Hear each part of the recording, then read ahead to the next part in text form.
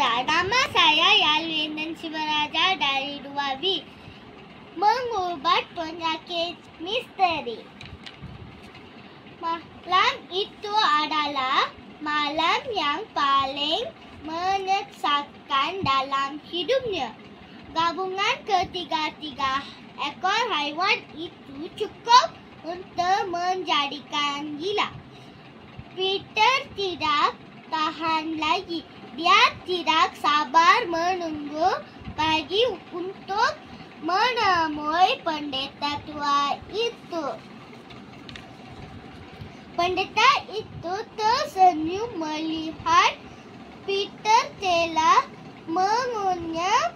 Sebelum sempat Peter membuka mulut, pendeta itu pun bersuara, "Jangan risau Peter, rawatan kamu hampir berakhir. Pulanglah dan buang ketiga-tiga ekor haiwan di bilikmu itu," kata pendeta itu.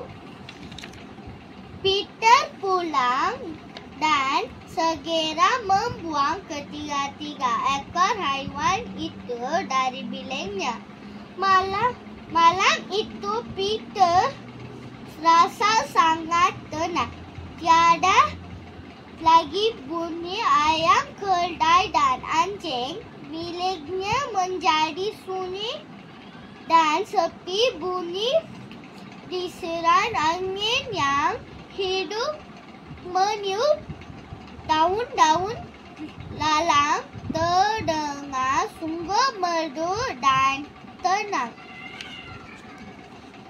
Pada malam itu Peter tidur dengan menyenyak.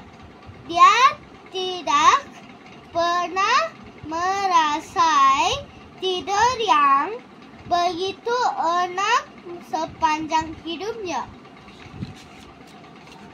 Sejak itu, dia tidak lagi mempunyai masalah tidur.